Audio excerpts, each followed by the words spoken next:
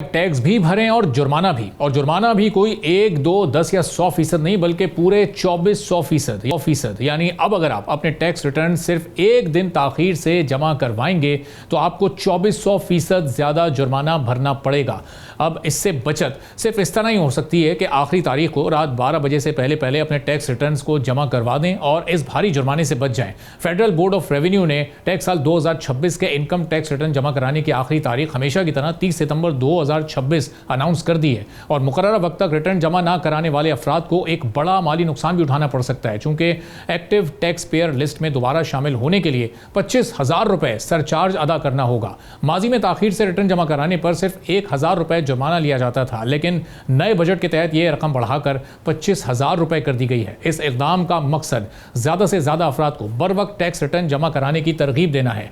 अब एक्सपर्ट्स इससे मुताल्लिक ये कहते हैं कि सरचार्ज का ताल्लुक रिहायशी या ओवरसीज पाकिस्तानी होने से बिल्कुल नहीं है, बल्कि सिर्फ इस बात से है कि मुतल्लका शख्स का नाम एक्टिव टैक्स पेयर लिस्ट में मौजूद है या नहीं।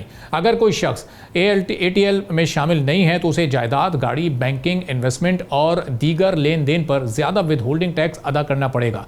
अगर किसी ने अभी तक टैक्स साल 2025 का रिटर्न जमा नहीं कराया तो वो पुराने रूल्स के मुताबिक मामूली जुर्माना अदा करके एक्टिव टैक्स पेयर लिस्ट में शामिल हो सकता है, लेकिन 1 जुलाई 2026 के बाद एक्टिव टैक्स पेयर लिस्ट का इन्हिसार टैक्स साल 2026 के रिटर्न पर होगा, इसलिए 30 सितंबर तक ये रिटर्न जमा कराना इंतहाई अहम होगा।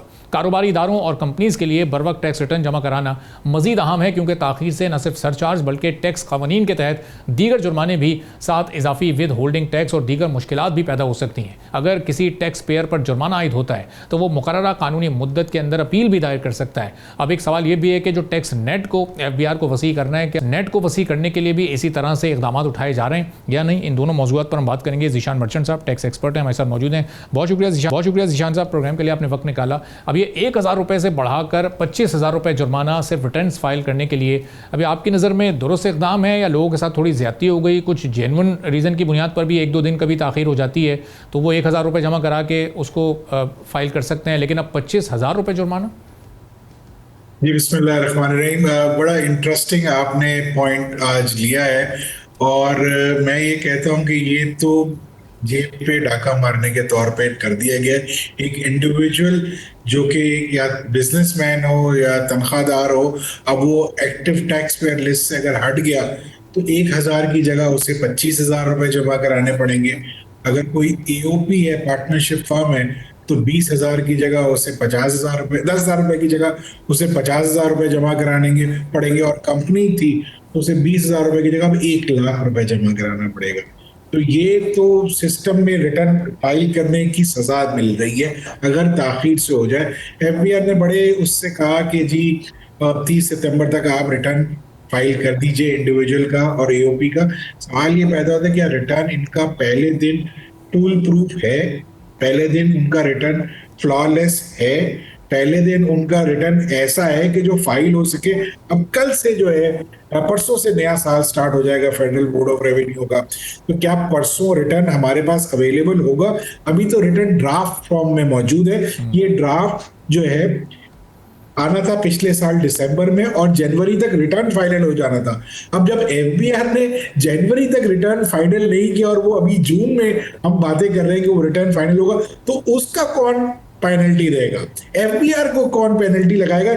ये मैं आपके प्रोग्राम के तवज्जुह से पूछना चाहता हूँ FBR वालों से कि भाई आपने रिटर्न नहीं दिया है, जनवरी में जो फाइनल करना था, आज आप जून के एंड पे खड़े, आपने रिटर्न फाइनल नहीं किया तो आपको भी तो जुर्माना लगना चाहिए। ये उन्हीं को सिर्फ वो जुर्माना है कि जो आपके टैक्स के सिस्टम में मौजूद है, फाइल करना चाहते हैं रिटर्न। कल आप परसों हमें ये कह देंगे ये फ्लॉलेस रिटर्न हम दे रहे हैं और उसमें एक भी चेंज नहीं होगी, और ये भी बताएंगे साथ में कि एक रिटर्न भरने में इतना टाइम लगेगा आपको। क्योंकि मैं आपको बताऊं इस साल का जो ड्राफ्ट रिटर्न है वो तकरीबन 68 पेजेस पर है। अच्छा। आप तैयार हो जाए 68 पेजेस को देखने के लिए और भरने के लिए, और ये FBR के अपने ही लोग कह रहे हैं कि इसको कम से कम भरने में 1.5 से 2 घंटे लगेंगे एक रिटर्न फॉर्म को। तो सवाल ये पैदा होता है कि अगर एक रिटर्न फॉर्म को 1.5 से 2 घंटे लगेंगे तो 70 लाख लोगों ने रिटर्न भरना है अगर पाकिस्तान में। किस तरीके से ये 30 सितंबर होगा और इसकी क्या गारंटी है कि ये पहले दिन पे यानी 1 जुलाई को फ्लॉलेस, एरर फ्री और बग फ्री रिटर्न हमें देंगे और उसमें कोई चेंज ड्यूरिंग जुलाई, अगस्त और सितंबर ये नहीं करेंगे। इस बात की गारंटी एफबीआर दे दे, फिर हमसे ये कहे कि 30 सितंबर तक रिटर्न फाइल कर दो वरना हम जुर्माना लेंगे, तब तो जाके बात सही लगेगी। अदरवाइज ये बात बड़ी नामुनासिब है कि वो चाहे जितना लेट करे उन पे कोई जुर्माना नहीं है और हमसे एक दिन लेट हो जाए तो 25,000 रुपए भरे।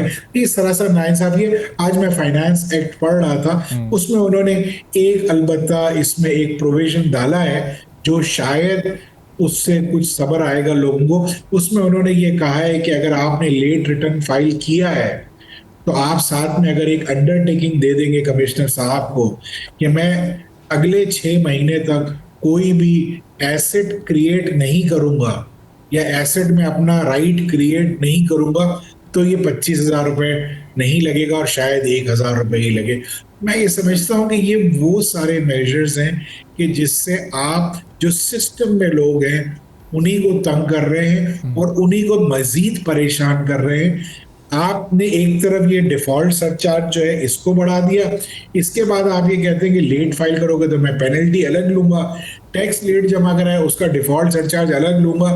ये तो सरासर नाइंसाफी है टैक्स पेयर्स के साथ और मैं समझता हूँ कि ये कानून जो है ये ठीक नहीं है और मैं ये समझता हूँ कि इसको इन्होंने बड़ा गलत तरीके से पास किया और इस पर कोई डिबेट नहीं हुई मेरे हिसाब से और किसी को कॉन्फिडेंस में नहीं लिया गया। जो सिस्टम में है टैक्स पेयर्स, जो आपके एफबीआर के पार्टनर्स हैं, जो आपको अपनी इनकम का 35, 50 और इससे ज्यादा % टैक्स देते हैं, वो आपके पार्टनर्स हैं।